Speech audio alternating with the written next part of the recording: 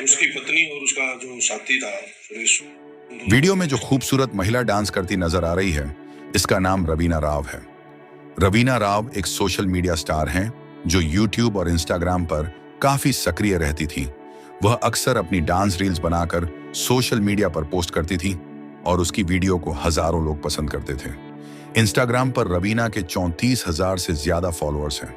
इस दूसरी वीडियो में रवीना के साथ एक शख्स नजर आ रहा है जो रवीना का पति प्रवीण यादव है। रवीना और प्रवीण भिवानी के पुराना बस स्टैंड गुर्जरों की थानी क्षेत्र में रहते हैं, लेकिन 26 मार्च 2025 को अचानक प्रवीण यादव गायब हो जाता है। प्रवीण की काफी तलाश की जाती है, लेकिन उसका कुछ पता नहीं चलता है। फिर अचानक 29 मार्च 2025 को घर से लगभग 6 किलोमीटर दूर विनोद रोड पर स्थित एक गंदे नाले में प्रवीण यादव की गली सड़ी लाश बरामद होती है। लाश मिलने के बाद प्रवीण के परिवार वाले उसकी पत्नी रवीना पर ही हत्या का शक जताते हैं। फिर 4 दिन बाद प्रवीण के परिवार वालों को एक ऐसा सबूत मिल जाता है जिससे यह साफ हो जाता है कि प्रवीण की हत्या किसी और ने नहीं, बल्कि उसकी पत्नी रवीना राव ने ही की है। करीब 10 साल पहले रवीना की मुलाकात प्रवीण से हुई थी। प्रवीण पैसे से एक ट्रक ड्राइवर था और हरियाणा में भिवानी जिले के पुराने बस स्टैंड गुर्जरों की ढाणी में रहता था। वही रवीना हरियाणा के ही रेवाड़ी जिले की कोसली तहसील के जुड़ी गांव की रहने वाली थी। प्रवीण 12वीं पास था, जबकि रवीना ने 8वीं के बाद पढ़ाई छोड़ दी थी।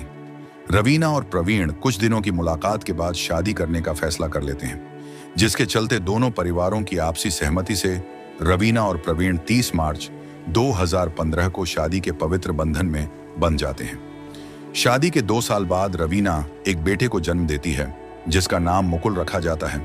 शादी के बाद 6 सालों तक रवीना और प्रवीण की जिंदगी सामान्य तरीके से गुजराती रहती है।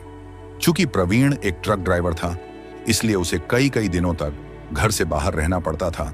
इस दौरान रवीना घर में अकेली रहती थी, जिसके चलते रवीना के मन में कुछ नया करने की इच्छा जाग जाती है।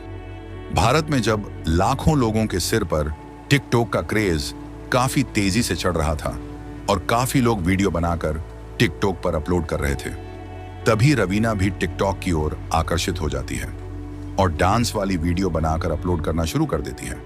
धीरे धीरे लोगों को रवीना का डांस और उसके एक्सप्रेशन काफी पसंद आने लगते हैं, जिस वजह से रवीना की वीडियो वायरल होने लगती है। शुरुआत में रवीना यह वीडियो केवल शौक के लिए अपलोड करती थी, लेकिन जब वीडियो पर काफी कमेंट्स और व्यूज आने लगते हैं तो रवीना इसे अपनी आदत और जुनून बना लेती है। जब धीरे धीरे वायरल होकर रवीना की वीडियो उसके पड़ोसियों ने देखी तो वे इस बात की शिकायत रवीना के पति प्रवीण से करते हैं कि रवीना यह किस प्रकार की वीडियो बनाकर अपलोड कर रही है। प्रवीण अपनी पत्नी रवीना के डांस वाले वीडियो देखकर उसे वीडियो बनाने के लिए मना करता है, लेकिन रवीना पर वीडियो बनाने का जुनून सवार हो चुका था, क्योंकि वीडियो के द्वारा रवीना की पहचान बनने लगी थी। उसके फॉलोअर्स बढ़ रहे थे और चारों तरफ तारीफ मिल रही थी, जिसके चलते रवीना एक अलग ही दुनिया में जा रही थी। एक तरफ रवीना खुद को नए जमाने के साथ जोड़ना चाहती थी और दूसरी तरफ एक पति जो पारंपरिक सोच और रिश्तों की गरिमा को बनाए रखना चाहता था। लेकिन वीडियो बनाने को लेकर आए दिन रवीना और प्रवीण में झगड़े होने लगते हैं। इसी दौरान भारत में टिकटॉक बंद हो जाता है। इसके बाद भी रवीना वीडियो बनाना बंद नहीं करती है। टिकटॉक बंद होने के बाद रवीना इंस्टाग्राम और यूट्यूब पर वीडियो अपलोड करना शुरू कर देती है। जैसा कि आमतौर पर होता है, महिलाओं की वीडियो पर ढेरों कमेंट्स आने लगते हैं। कोई उनकी एक्टिंग की तारीफ करता है तो कोई उनके चेहरे या शरीर को लेकर आपत्तिजनक कमेंट्स भी करने लगता है। रवीना की वीडियो पर भी कुछ ऐसा ही होता है। रवीना की वीडियो पर रोज सैकड़ों कमेंट्स आते थे, मगर एक दिन कुछ खास कमेंटर्स रवीना का ध्यान अपनी ओर खींच लेते हैं। कमेंट्स करने वाले का नाम सुरेश था, जो हिसार में प्रेमनगर क्षेत्र के गांव हांसी का रहने वाला था। सुरेश ने अपने कमेंट्स से न सिर्फ रवीना की एक्टिंग की तारीफ की थी, बल्कि उसके शरीर की सुंदरता और बनावट के बारे में भी काफी कुछ लिखा था। आमतौर पर ऐसे कमेंट्स को रवीना नजरअंदाज कर देती थी, लेकिन सुरेश का अंदाज रवीना के दिल को छू गया था, जिसके चलते दोनों के बीच में बातचीत होनी शुरू हो जाती है। पहले कमेंट्स में, फिर डायरेक्ट मैसेज में और फिर फोन पर बातें होने लगती हैं, चूंकि प्रवीण भी रवीना की वीडियो पर नजर रखता था। इसी दौरान एक दिन प्रवीण की नजर रवीना के वीडियो पर किए गए कमेंट्स पर जाती है, जो सुरेश द्वारा किए जा रहे थे। सुरेश रवीना की हर रील पर कुछ ना कुछ ऐसा लिखता था जिससे साफ पता चलता था कि वह रवीना की सिर्फ एक्टिंग नहीं बल्कि उसके रूप और हाव भाव की तारीफ कर रहा हो। ये बात प्रवीण को खटकने लगती है और वह एक बार फिर से रवीना को वीडियो बनाने के लिए मना करता है और साथ में यह भी कहता है कि अगर तुम्हें वीडियो बनानी ही है तो कम से कम कमेंट्स वाले ऑप्शन को बंद कर दो, जिससे कोई भी तुम्हारी वीडियो पर अनाप शनाप बातें ना लिख सके। लेकिन रवीना के लिए सुरेश के कमेंट्स अब तारीफ से बढ़कर उसके दिल में उतर चुके थे। उसे सुरेश की बातें अच्छी लगने लगी थी। इसके अलावा सुरेश एक यूट्यूबर था, जिससे रवीना को लगने लगा था कि सुरेश को अच्छे से पता है कि वीडियो किस तरह से बनाई जाती है और फॉलोअर्स किस तरह से बढ़ाए जाते हैं। रवीना को सुरेश एक ऐसा इंसान लगने लगता है जो खुलकर उसकी सुंदरता और कला की तारीफ कर रहा था, जबकि उसका पति प्रवीण हमेशा रोक टोक किया करता था। एक दिन सुरेश रवीना से कहता है कि यार, तुम बहुत खूबसूरत हो और तुम्हारा डांस वाकई जबरदस्त है। अगर तुम चाहो तो मैं तुम्हें हरियाणवी नाटकों में हीरोइन का रोल दिला सकता हूं। तुम ट्राई करो, एक दिन बहुत बड़ी स्टार बन सकती हो। रवीना के लिए यह प्रस्ताव किसी सपने से कम नहीं था। रवीना को लगा कि प्रवीण के साथ रहकर उसने अपनी पहचान खो दी है, लेकिन सुरेश उसे नई पहचान देने की बात कर रहा है। इस प्रस्ताव के बाद सुरेश रवीना राव से मिलना जुलना शुरू कर देता है। कभी कहता किसी नाटक की स्क्रिप्ट डिस्कस करनी है, तो कभी कहता किसी वीडियो शूट की मीटिंग है। शुरुआत में रवीना थोड़ी हिचकिचाती, लेकिन धीरे धीरे वो सुरेश के साथ बाहर जाने लगती है। सुरेश उसे लेकर कुछ छोटे छोटे नाटकों के सेट पर जाने लगता है, जहां लोकल कलाकार काम करते थे। रवीना को वहां छोटी भूमिकाएं मिलने लगती हैं, जिससे रवीना को लगने लगता है कि अब उसकी काबिलियत को मंच मिल रहा है। रवीना को अब सुरेश के साथ वक्त बिताना अच्छा लगने लगा था, जिसके चलते वो प्रवीण से दूर होती चली गई। घर में अब उसकी दिलचस्पी सिर्फ नाम की रह गई थी।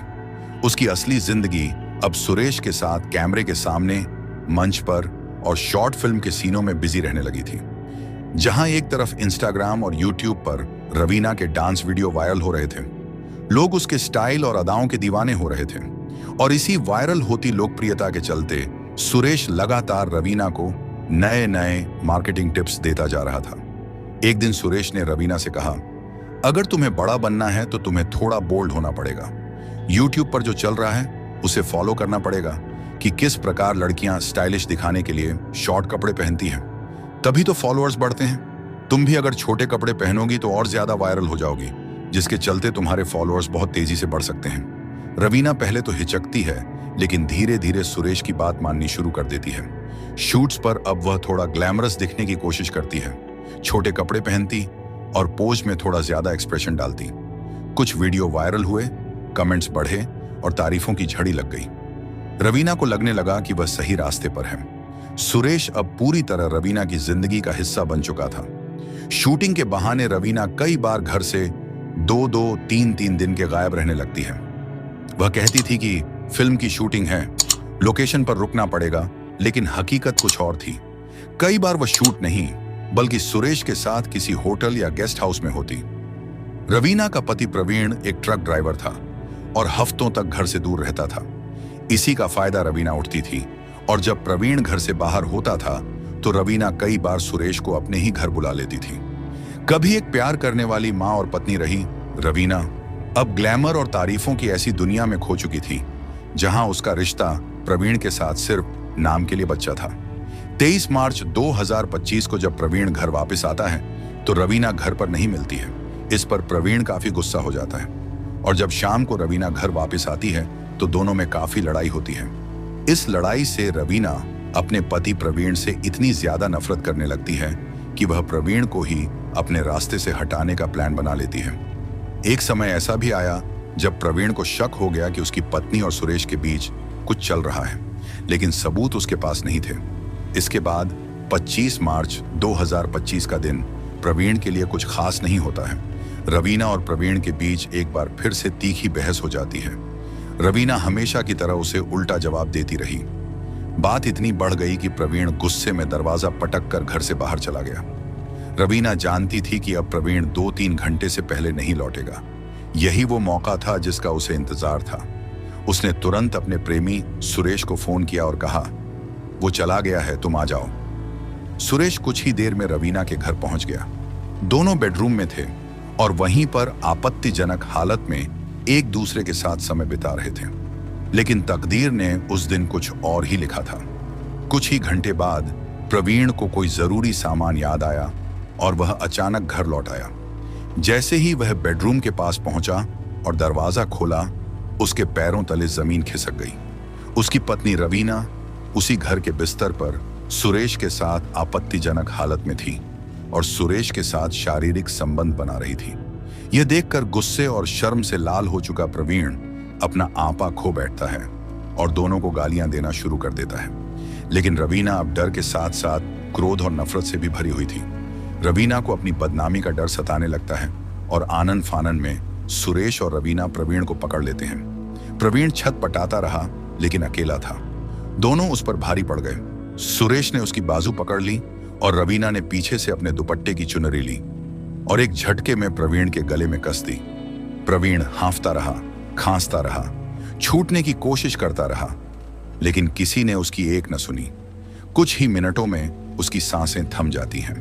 प्रवीण की हत्या के बाद रवीना और सुरेश को सबसे बड़ा डर अब इस बात का था कि अगर लाश घर में मिली तो सीधे जेल जाना तय है।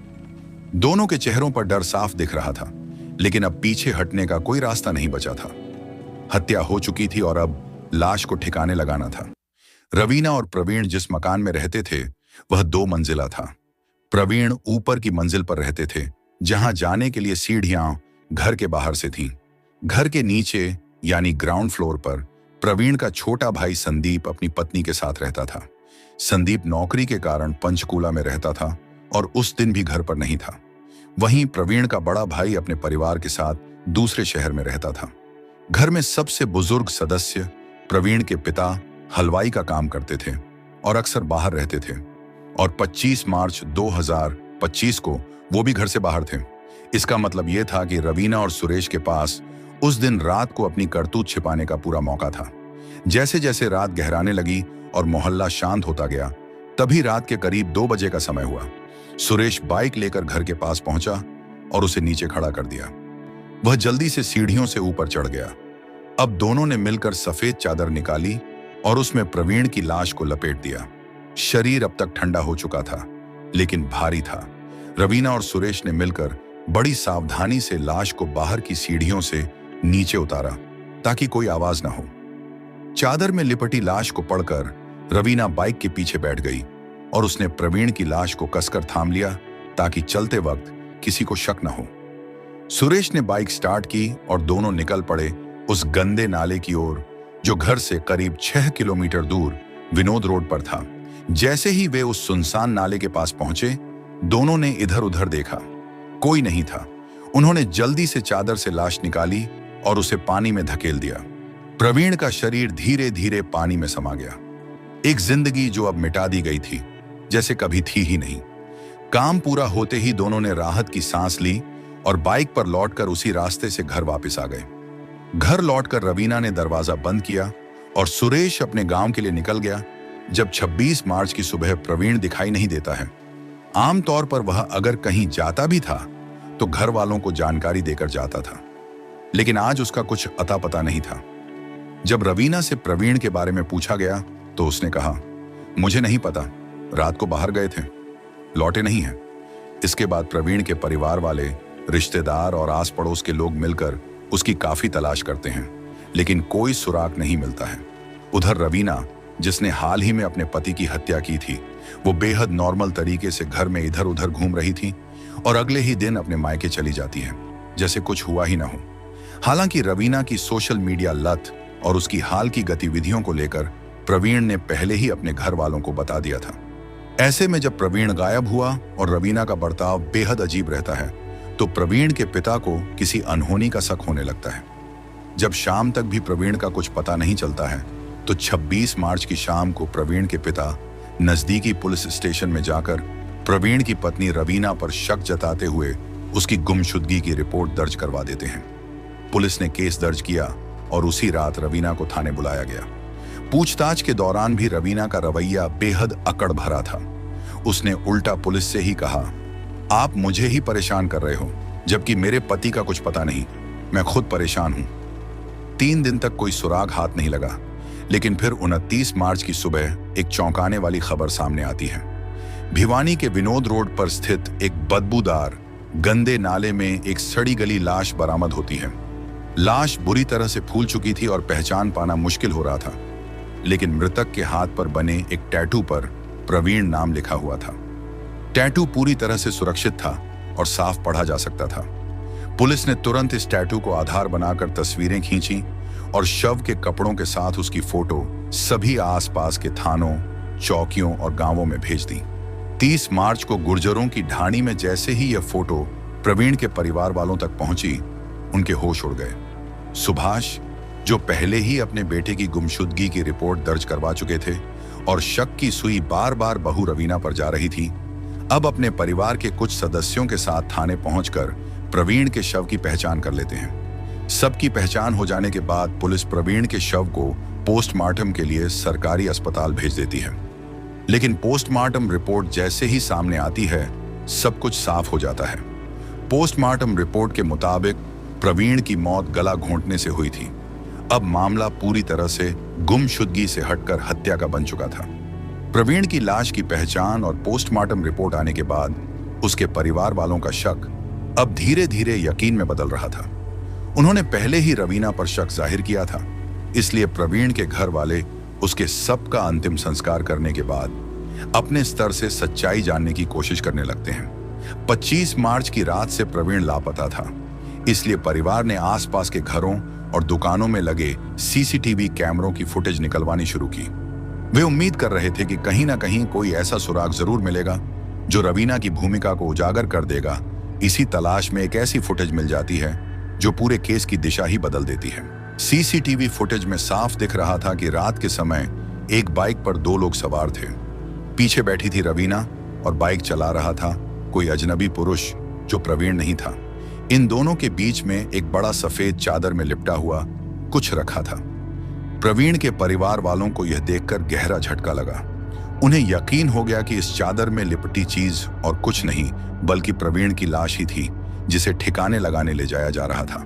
इसलिए प्रवीण के घर वाले बिना समय गंवाए इस फुटेज को थाने पहुंचकर पुलिस को सौंप देते हैं। सीसीटीवी फुटेज देखने के बाद पुलिस ने जब रवीना को थाने बुलाकर पूछताछ की तो उसने शुरू में वही पुरानी कहानी दोहराई कि मुझे नहीं पता प्रवीण कहाँ चला गया था, वो तो बिना बताए घर से निकल गया था। रवीना ने खुद को निर्दोष दिखाने की पूरी कोशिश करती है। तभी पुलिस व सीसीटीवी फुटेज रवीना को दिखती है, जिसमें वह सुरेश के साथ बाइक पर बैठी हुई थी और बीच में चादर में लिपटी लाश जैसी चीज नजर आ रही थी। यह वीडियो देखकर रवीना के चेहरे का रंग उड़ गया, उसके होंठ कांपने लगे और वह गुमसुम हो जाती है। इसी दौरान पुलिस ने सुरेश की पहचान भी कर ली थी और उसे भी थाने बुला लिया था। सुरेश ने भी शुरुआत में कुछ नहीं बताया, लेकिन जैसे ही उसे वीडियो दिखाया गया उसकी जुबान लड़खड़ाने लगती है और कुछ देर में ही सच्चाई कबूल कर लेता है। सुरेश और रवीना दोनों अपना गुनाह कबूल कर लेते हैं और पुलिस को उस रात की सारी सच्चाई बता देते हैं। इसके बाद पुलिस रवीना और सुरेश को गिरफ्तार कर लेती है और उन पर हत्या, सबूत मिटाने और साजिश रचने की धाराओं में केस दर्ज करके दोनों को जेल भेज देती है। सुरेश और रवीना को प्रवीण की हत्या के जुर्म में क्या सजा मिलेगी, यह तो समय और कोर्ट ही तय कर पाएगा। लेकिन आप लोगों के हिसाब से रवीना और सुरेश को क्या सजा मिलनी चाहिए? अपनी राय कमेंट बॉक्स में दे सकते हैं। अगर आपको हमारी मेहनत पसंद आए तो वीडियो को लाइक करते हुए चैनल को सब्सक्राइब जरूर करें और कमेंट करके हमें जरूर बताएं कि आप इस कहानी को देश और दुनिया के किस कोने से देख रहे हैं। तो मिलते हैं फिर किसी और कहानी के साथ, तब तक के लिए धन्यवाद।